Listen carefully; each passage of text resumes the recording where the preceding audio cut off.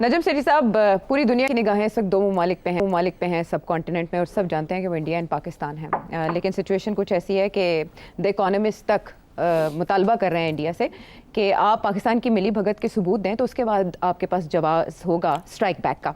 लेकिन शायद इंडिया ये समझ नहीं पाया। 22 अप्रैल को पहलगाम वाक़या होता है और आज 1 मई है। अभी तक सिर्फ और सिर्फ पाकिस्तान के ऊपर ये इल्ज़ाम तराशी की गई है या मीटिंग्स की गई हैं जिसमें ये खबर चलाई गई कि भारतीय अफवाज को नरेंद्र मोदी जी ने फ्री हैंड दे दिया है। पाकिस्तान का रिस्पॉन्स चेक करने का भी एक तरीका हो सकता है। उसके बाद पाकिस्तान में भी प्रेस कॉन्फ्रेंसेस हुई, ज़बरदस्त प्रेस कॉन्फ्रेंस DGISPR की जानिब से की गई, और इंडियन इन्वॉल्वमेंट के पाकिस्तान में जो टेररिज्म होता है उसके सबूत भी सामने पेश किए गए मीडिया के। कुछ डिप्लोमेट्स के साथ मीटिंग्स भी बहुत अहम हुई, बहुत कुछ चल रहा है। लेकिन कुछ एनालिस्ट ये समझ रहे हैं कि भारत पसपा हो गया है और जंग के खतरात कम होते दिखाई दे रहे हैं। उसके बहुत से फैक्टर्स हैं जिन पे आप रोशनी डालेंगे।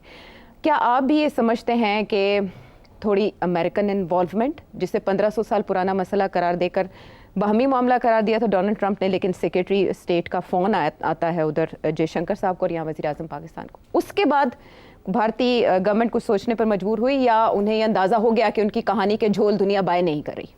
बहुत से सवाल पूछ लिए आपने एक ही सवाल में जी। पहले आपने ये कहा कि अब कुछ ऐसे लगता है 7 दिन हो गए हैं और अभी तक कुछ नहीं हुआ, और पहले इतने ढोल बजाए जा रहे थे कि अभी होने वाला है, अभी होने वाला है। और हमारी तरफ से भी ये कह रहा था अगले 24 घंटे बड़े इंपॉर्टेंट, 24 से 36 घंटों में 36 तो सारे हो गए, 24 भी हो गए, 36 भी हो गए, 48 भी हो गए जी। तो कुछ नहीं हुआ। उधर इंडियन मीडिया भी बड़ा परेशान है कि अभी तक क्यों कुछ नहीं हुआ।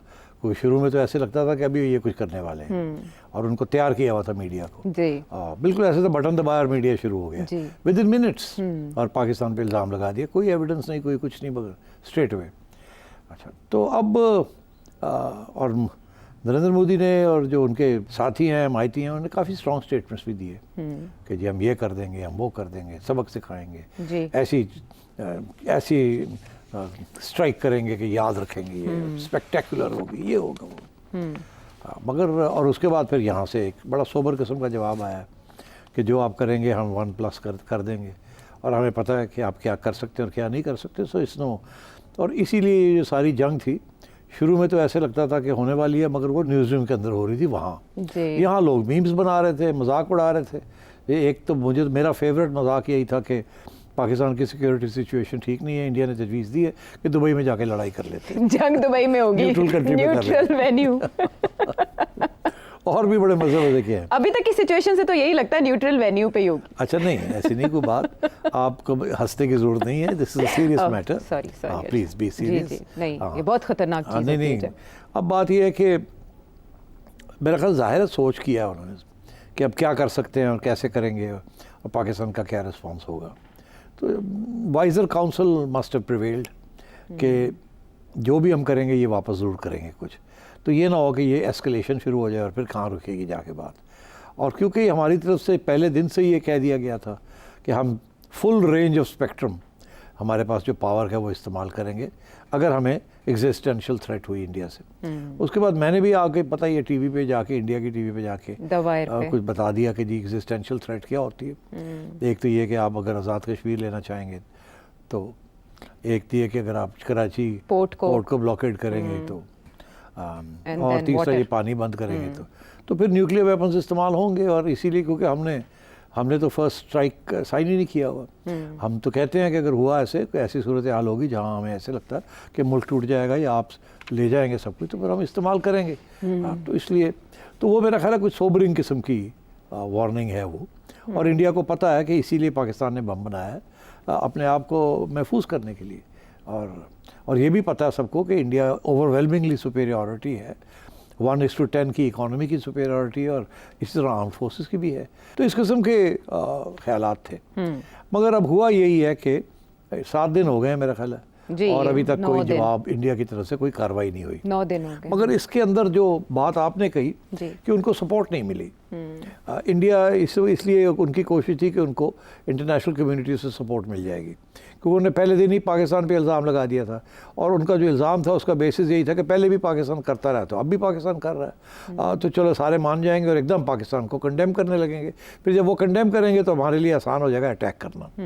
मगर क्योंकि कंडेमनेशन आई नहीं, और लोगों ने ये शक करना शुरू किया कि इंडिया शायद ये फॉल्स फ्लैग ऑपरेशन है या शायद कोई लोकल्स ने किया है विदाउट पाकिस्तानी इन्वॉल्वमेंट। राइट। ठीक है, तो ये भी लोगों के जहन में था, इसीलिए किसी बैरूनी मुल्क ने पाकिस्तान के नाम नहीं लिया। उन्होंने ये ज़रूर कंडेम किया टेररिज्म को, मगर पाकिस्तान का नाम नहीं लिया। तो इसके साथ इंडिया मैं समझता हूँ बैकफुट पे चला गया। उसके बाद कोशिश उनकी यही थी कि किसी तरीके से अमेरिका की तरफ से भी कोई हमायत आ जाए इंडिया की, मगर डोनाल्ड ट्रंप ने जिस तरीके से डिसमिस किया सब चीज़ को कि जी मेरे तो इनका तो 1500 साल पुराना कश्मीर का मसला है, जैसे कि यार ऐसी ओ की यार है लगे रहने ने, that was not a serious response. तो India must have been quite shocked कि ये क्या कह रहा है, he is not taking it seriously. तो फिर आई थिंक इंडिया ने सोचा होगा कि यार ये तो नहीं कि हम करें कुछ और वो बैकफायर ही ना कर जाए जी। और लोग हमारी बात पे यकीन नहीं कर रहे। और फिर यहाँ से भी सवाल खड़े होने शुरू हो गए कि भाई आपने कोई एविडेंस प्रेजेंट नहीं की है, हमें कोई डोसियर नहीं दिखाया, कोई बताया नहीं, तो कर क्या रहे हैं आप। तो इसलिए I think for these reasons ये सोचों में पड़ गए कि अब करना क्या है। और मैं ये समझता हूँ कि आखिरी स्टेज ये आई है कि इंडियन मीडिया कह रहा है करें करें करें, मगर इंडियन मीडिया के अंदर भी जो मिलिट्री एक्सपर्ट्स हैं जी, इंडिपेंडेंट किस्म के मिलिट्री एक्सपर्ट्स चंद हैं, उन्होंने भी ये सवाल खड़ा कर दिया कि क्या इंडिया एक्चुअली जंग शुरू कर सकता है और उसमें जीत सकता है। और उन सब का यही मौक़िफ़ है कि शुरू तो कर सकता है मगर जीत नहीं सकता, क्योंकि ये जंग ज़्यादा देर कुछ चलने नहीं देगा और शॉर्ट टर्म में पाकिस्तान के ऊपर जितने आप ज़रब लगाएंगे उतने से उससे ज़्यादा ही लगाएगा, कम नहीं लगाएगा। और उसका वो माजी का हाल भी बताते हैं कि उस वक़्त क्या हुआ और उस वक़्त क्या हुआ, आपने ये किया, पाकिस्तान ने ये किया वगैरह। तो मैं समझता हूँ कि इसकी वजह से कुछ सोच विचार हो रही। अब उसके जो एविडेंस हमें मिला है जी, वो एविडेंस आशा यही मिला है कि नरेंद्र मोदी ने सारे आर्म फोर्सेस के चीफ्स को बुला लिया और बुला के एक पब्लिक में अनाउंस कर दिया कि हमने अपनी आर्मी को कहा है और एयरफोर्स को कहा है और नेवी को कहा है, आप लोग फैसला करें आपने कहाँ अटैक करना है और किस तरीके से इंतकाम लेना है। ये नहीं कि गवर्नमेंट और रॉ और नेशनल सिक्योरिटी काउंसिल और कैबिनेट ने ये फैसला किया है कि इधर करें, आपके हवाले कर दिया। अच्छा, इससे कुछ लोगों ने ये सोचा है कि ये एक तरीका है इसको डिफ्यूज़ करने का, क्योंकि इंडिया की जो आर्म फोर्सेस हैं उन सबको ग्राउंड सिचुएशन का पता है। पॉलिटिशियंस तो बहुत आगे निकल जाते हैं ना, क्योंकि उन्होंने कंस्टिट्यूंसी को देखना होता है कि मूड क्या है, क्या हमें कहना है, मगर जब कोई कार्रवाई करनी होती है तो फोर्सेस से पूछना पड़ता है ना कि भाई अब क्या कर सकते हैं। तो उनको बड़ी रियलिस्टिक असेसमेंट होती है अपने स्ट्रेंथ्स की और एनिमी के स्ट्रेंथ्स की, वीकनेसेस एंड स्ट्रेंथ्स की। तो मेरा ख्याल है जो एक कॉमन परसेप्शन है वही परसेप्शन जो है इंडियन फोर्सेस ने अपने प्राइम मिनिस्टर को दी होगी। अच्छा, एक ये कि जी इस वक्त जो बैलेंस ऑफ एयर फोर्स है वो पाकिस्तान के हक में है। अच्छा, उनके पास मोर एडवांस टेक्नोलॉजी और जहाज़ हैं with better weapon systems and electronics. और हमारा एक्सपीरियंस यही है कि हम उनके साथ डॉग फाइट्स या इस किस्म की चीज़ नहीं कर सकते, हमारा नुकसान हो जाएगा। अच्छा, तो ये एयरफोर्स ने ये बताया उनको। और हमने भी नए फ्रांसीसी जहाज़ लिए, फाइटर जेट्स लिए जिनकी इंडक्शन नहीं हुई है, प्लेटफॉर्म नहीं बने, अभी ट्रेनिंग ही हो रही है। तो इसलिए टू एक्सपेक्ट कि हम वो चलाएंगे which would change the balance, वो बड़े ज़बरदस्त उनकी जो एवियोनिक्स है इज ट्रेमेंडस, मगर अभी तक वो फुली इंटीग्रेट नहीं हुए into the Indian Air Force। तो और हमारे F-16s और J-10s और J-17s एंड मिराज अभी भी फर्स्ट क्लास, J-10s और J-17 ज़बरदस्त और मिराज और F-16s इन गुड कंडीशन। सो इसलिए एयरफोर्स तो बताएगी हकीकत क्या है ग्राउंड पे, कि अगर आप समझते हैं कि हम जाके वहाँ हवाई अटैक भी करें तो हमारा नुकसान हो जाएगा, वो भी कर सकते हैं और हमारा नुकसान भी हो जाएगा। हम अंदर जाएंगे तो वो हमें we will have a problem.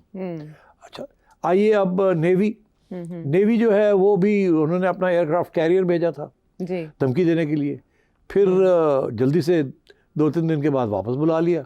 उनको शायद ये फिक्र था कि इसको प्रोटेक्शन करनी मुश्किल हो जाएगी गिवन पाकिस्तान के पास जो सबमरीन्स हैं, specially the French submarines and others. तो ये ना हो कि ये कॉन्फ्लिक्ट के अंदर इसी का नुकसान ना हो जाए, बहुत बड़ा वो तो साइकोलॉजिकल ब्लो होगी। तो इसलिए बेहतर ये है कि अभी इसको बाहर ना निकाला जाए। अच्छा, तो वो भी एक इशारा था कि एस्केलेशन से बचना चाहते हैं, वापस ले आए, उन्हें पता है इस धमकी से होगा कुछ नहीं। फाइनली आप आर्मी की बात करें, ग्राउंड फोर्सेस, अब इंडिया की ग्राउंड फोर्सेस तो 1:3 रेशियो है, मगर उनमें से आप समझे 1/3 जो है वो तो आप in the north against China border पे खड़ी है और वो वहाँ से हिल नहीं सकती। पहली बात, और वहाँ एयरफोर्स भी वहाँ है और चाइनीज़ और अपने इनकी फ़ौज के दस्ते भी वहाँ हैं। बाकी रह गई 2/3 1/3 जो है वो कश्मीर में इन्वॉल्व है, वहाँ से हट नहीं सकती। और बाकी 1/3 जो है अगर वो आती है तो वो फिर इक्वल हो जाता है पाकिस्तान एंड इंडिया। तो फिर वो इतना लंबा चौड़ा बॉर्डर है, कहीं भी वो ज़्यादा इंग्रेस नहीं कर सकेंगे। जहाँ भी वो करेंगे we'll be able to match them. तो सब ने हकीकी तौर पे उनको बताया होगा कि या तो जंग हो लंबी चौड़ी, 6 महीने की हो, 3 महीने की हो, फिर हमें तकलीफ़ होती है। इतने लंबे खर्चे हमारे लिए बर्दाश्त करना इस डिफ़िकल्ट, इंडिया के लिए इतना डिफ़िकल्ट नहीं है, बहुत बड़ी इकॉनमी है एंड सो ऑन, बहुत बड़े बजट्स हैं। मगर इसके अलावा एक और फैक्टर जिसकी वजह से अब वो सोचों में पड़ गए करना क्या है। और शायद जिस किस्म की वो अटैक करते हैं, फाइनली करनी तो पड़ेगी, जिस किस्म की वो अटैक करते हैं, क्या पाकिस्तान जब रिस्पॉन्स करेगा तो उसके बाद बात वहीं रुक जाएगी या उसके बाद आगे बढ़ेगी कि नहीं, ये भी सवाल खड़ा हो गया है। मगर सबसे इम्पोर्टेंट सवाल ये है कि चाइना क्या करेगा। चाइना ने पहली दफ़ा इस इशू के ऊपर एक बयान दे दिया, उनके फॉरेन मिनिस्टर ने। उसके फॉरेन मिनिस्टर ने कहा कि चाइना के लिए, पाकिस्तान चाइना के लिए बड़ी अहमियत रखता है और हम पाकिस्तान की सॉवरेंटी और इंटेग्रिटी को प्रोटेक्ट करेंगे। अब चाइना के लिए ये कहना बहुत बहुत बड़ी डेवलपमेंट है। ये आज तक चाइना ने इस किस्म का स्टेटमेंट नहीं दिया। पहले भी बड़ी कॉन्फ्लिक्ट्स हुई हैं। चाइना का पहले बयान यही आता रहा और रहता यही रहा कि लड़ाई झगड़े नहीं होने चाहिए, नेगोशिएशन होनी चाहिए, बातें शुरू करें, मतवाज़न बयानात होते। मगर इस दफ़ा तो उन्होंने खुल के क्लियर कट ये कहा कि अगर पाकिस्तान के ऊपर कोई अटैक हुई on its sovereignty and integrity तो China will not keep quiet. अब China will not keep quiet is a very big thing. और उसके पहले और उसके बाद चाइना ने बिल्कुल पब्लिक कर दिया है कि चाइना ने पाकिस्तान की मिलिट्री को क्या इमदाद दी है। उन्होंने इस वक्त बड़ी रिसेंटली, उन्होंने जब ये सब कुछ शुरू हो रहा था तो चाइना ने बड़ी जल्दी, रातों रात जैसे कहते हैं ना, कुछ स्पेशल मिसाइल्स हैं, लॉन्ग रेंज मिसाइल्स, जो कि इनके J-10 और J-17 जहाज़ों पे फिट हो जाती हैं। और वो एयर टू एयर मिसाइल्स हैं, या एयर टू सर्फिस भी हैं। They are very powerful and have long distance. अगर वो लॉक इन हो जाती है इलेक्ट्रॉनिकली तो एक्यूरेसी बहुत है उनकी। वो जहाज़ भी गिरा लेंगी और प्लेटफॉर्म्स को भी अटैक कर सकती है on the ground. This is a very major development. ये पाकिस्तान के पास ये फैसिलिटी नहीं थी पहले। They had ground surface to surface missiles, but they never had missiles from the air that would attack both aircraft and also ground targets in over a longer stretch. पहले छोटे छोटे थे 10 मील, अब ये तो 50 मील तक जाती है. So you know that's a lot in the air. So मैं ये समझता हूँ कि इसके साथ मिलिट्री बैलेंस भी जो है ना वो भी पाकिस्तान के हक में हो गया है in terms of a short war. अच्छा, अब so China's factor is very important. इसलिए मेरी ये पेशन गोई है कि given all these factors, दुनिया तैयार नहीं है अभी मानने के लिए कि ये पाकिस्तान ने किया है. हो सकता है वो कहते हैं मगर एविडेंस नहीं दिखाया जी. नंबर 1. नंबर 2, चाइना फैक्टर जो मैंने किया मेंशन किया है. और तीसरा फैक्टर ये है कि इंडिया की जो आर्म फोर्सेस हैं उनको पता है उनकी स्ट्रेंथ क्या है और उनकी वीकनेसेस क्या हैं. इसलिए मैं समझता हूँ कि रिस्पांस आएगा मगर बड़ा सोच समझ के आएगा. और मेरा नहीं ख्याल इस किस्म का होगा जिसके साथ जब पाकिस्तान रिस्पॉन्ड करेगा तो उसके बाद फिर एस्केलेशन होगी ही नहीं. अगर तो एस्केलेशन हो जाती है जी. वो कुछ करते हैं, हम उससे थोड़ा सा बढ़ के करते हैं या उसी किस्म का करते हैं और इंडिया ये समझता है कि हमने नुकसान उनका ज़्यादा पहुंचा दिया है और उनकी पब्लिक के अंदर ऐसे लग रहा है कि वो पाकिस्तान हावी हो गया तो वो फिर अटैक एक और करेंगे. Then we will do the same. तो ये जो है ये चीज़ें वो कहते हैं एस्केलेशन का लैडर होता है. पहले इधर फिर इधर फिर इधर फिर बढ़ता जाता है. तो that is what is dangerous. और मैंने पहले भी कहा था, मैं फिर कह रहा हूँ कि दैट इज़ डेंजरस इसलिए क्योंकि बैक चैनल जब तक नहीं होगी वो एक्टिवेट कैसे हो सकते हैं. बैक चैनल अगर पहले हो फिर जब अगर बैक चैनल जब होती है तो वो हमेशा एक्टिवेशन में होती है. बैक चैनल का मतलब ये है. अब बैक चैनल कोई नहीं है. जब सफारत खाने होते हैं, मिलिट्री अटैचेस होते हैं, एम्बेसडर्स होते हैं तो वो एक किस्म की बैक चैनल भी बन सकते हैं टू कन्वे पॉलिसीज. मगर आप तो इन्होंने वो भी बंद कर दिए. इन्होंने सारे मिलिट्री अटैचेस वगैरह भी ड्रॉ कर लिए, उन्होंने भी हमने भी. और थोड़ा सा स्टाफ छोड़ दिया. तो मेरा नहीं ख्याल वो staff can be use for back channel और even for convey immediate messages. DGMOs जो होते हैं वो तो वैसे भी उनकी हॉटलाइन होती है नॉर्मल कोर्स में। अब मुझे नहीं पता कि वेदर वो DGMOs इज एक्टिव और not, but I am sure it must be active. But DGMOs जो हैं वो they can not do back channel. Back channel होती है right at the top between NSA NSA या रॉ ISI, Right. उस level पे होता है, या prime minister's office and prime minister's office. MOs के लेवल पे नहीं होता, मिलिट्री और ऑप्स के जो लोग होते हैं ना ग्राउंड पे, उनके लेवल पे बैक चैनल्स नहीं होती, because they are not in a position to convey sensitive and important policy issues. वो तो सिर्फ मूवमेंट्स के ऊपर होती है उनकी, Right. ये आ रहे हैं, ये जा रहे हैं, क्या हो रहा है।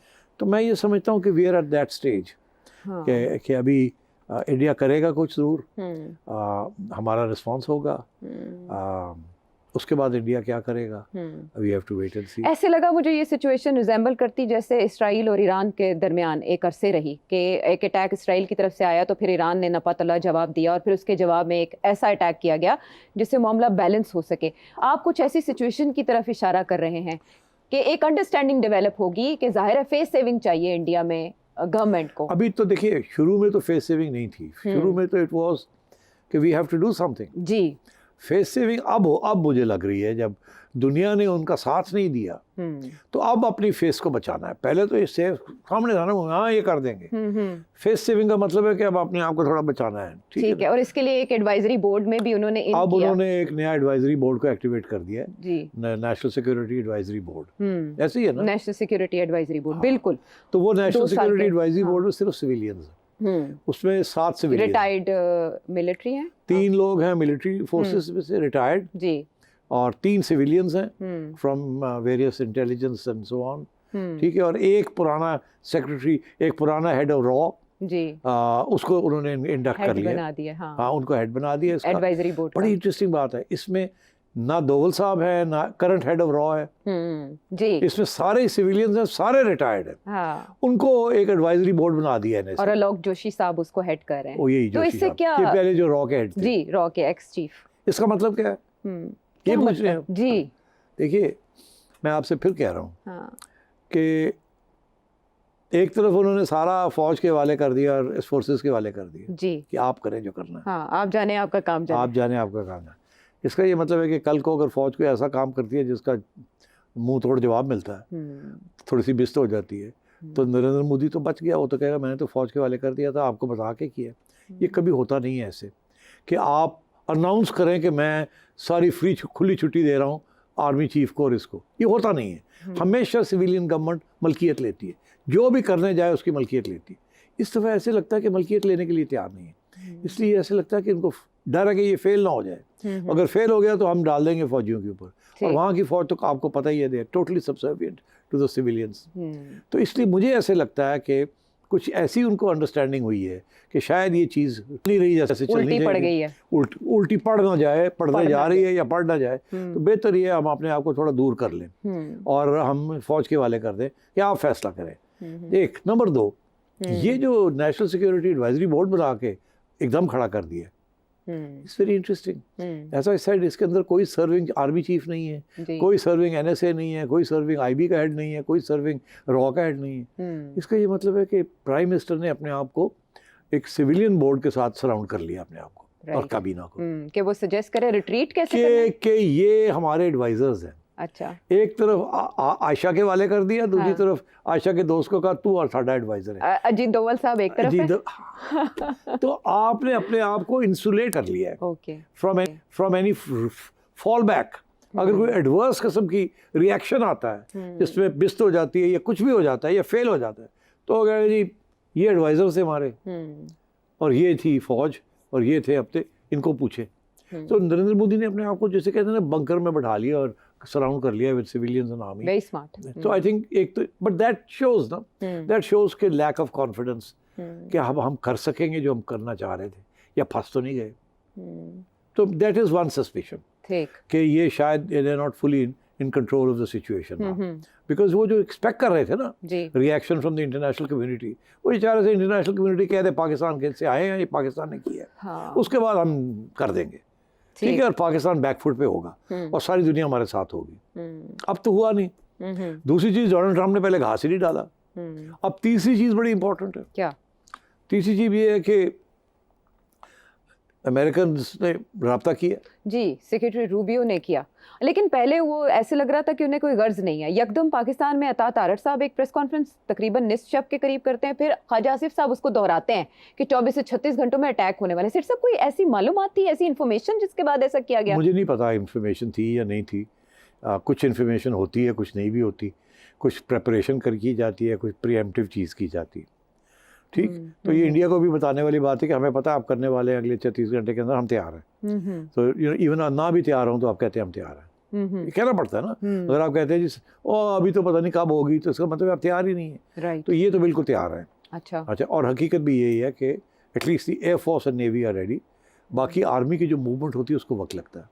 ऑब्वियसली स्लो मूवमेंट है आर्मी की डिप्लॉयमेंट के लिए, मगर हमारी आर्मी जो है enough units station along the LOC, और इंडिया के लिए भी मूवमेंट जो है वो भी नज़र आ जाती है। वो कहते हैं इंडियन आर्मी को मोबिलाइज करने में 7 दिन लगते हैं। तो अब वो मोबिलाइजेशन तो शुरू होगी उस दिन, तो अब it must be almost complete. मगर so I think we should expect कि जो भी इंडिया करेगा should happen very quickly soon. अब how soon I can't say, because they are going to, उनके लिए एक बड़ी इंपॉर्टेंट चीज़ होगी, क्योंकि पाकिस्तान तैयार बैठा है। ये तो नहीं है कुछ सरप्राइज कि पता ही नहीं लगा तो आए तो कर गए। नो, अब तो बिल्कुल सारे लेके बैठे हुए हैं, आओ जी कड़ा आ रहे हैं। उनको टाइम मिल गया ना, तो इन्होंने किया नहीं। इसका ये मतलब है कि या तो इसको और डिले करेंगे वो, राइट, थोड़ा सा और टेंशन क्रिएट करेंगे, ठीक, और सोचेंगे किधर जाना है किधर नहीं जाना, क्या करना है क्या नहीं करना। दूसरा ये कि अभी एलिमेंट ऑफ सरप्राइज खत्म हो गया। अब सरप्राइज तो नहीं रहा ना। हमेशा वॉर के अंदर, वॉर स्ट्रेटजी के अंदर एलिमेंट ऑफ सरप्राइज बड़ा इंपॉर्टेंट हो कि जी समझ नहीं आई कहाँ से आ गए। जैसे पर्ल हार्बर हुआ, कभी सोच भी नहीं सकते थे, जापानी आ गए और पर्ल हार्बर हवाई में अटैक कर दिया। इसी तरीके के साथ element of surprise is critical, जो हमने कारगिल में किया। पहुंच गए वहाँ, उनको पता ही नहीं चला। Surprise Indians were caught of balance, वो थे ही नहीं, हम ऊपर चढ़ गए। जब उनको पता चला तो उस वक्त दे वर सिटिंग डक्स, उनकी बड़ी कैजुअल्टीज हुई।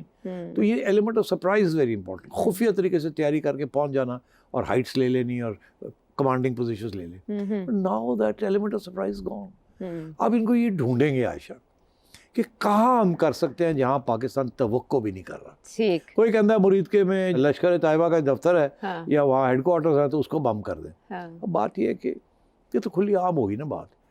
जब ये पहले गए थे बालाकोट, उस वक्त नहीं किसी को ख्याल था कि ये बालाकोट जाएंगे। उस वक्त एलिमेंट ऑफ सरप्राइज था इनके पास, मगर इस दफा तो कोई एलिमेंट ऑफ सरप्राइज नहीं है। कहाँ जाएंगे? जहाँ भी जाएंगे ये बैठे हुए हैं इंतजार में, ठीक है ना, क्योंकि वो तो आए और चले गए, भाग गए। ऐसे ही था ना।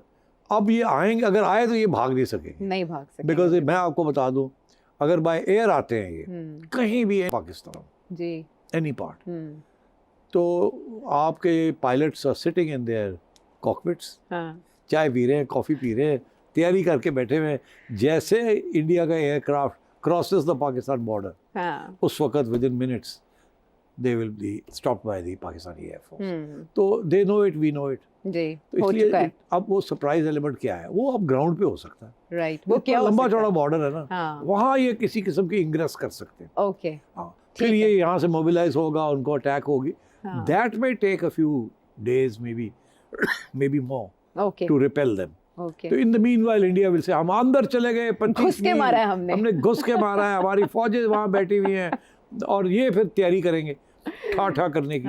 फिर इवेंचुअली ये निकाल देंगे उनको। मगर वो 2 दिन के लिए वो लगेगा ऐसे कि ये अंदर आ गए हैं, ये हो गया, क्योंकि वहाँ एलिमेंट ऑफ सरप्राइज होगा कि किस जगह से उन्होंने अंदर आना है। मगर वहाँ भी इनके रडार्स लगे हुए हैं, इनके एरियल सर्वेलेंस हो रही है, ड्रोन्स चल रहे हैं छोटे छोटे, टू मॉनिटर द एंटायर। इतना आसान नहीं होगा, लेकिन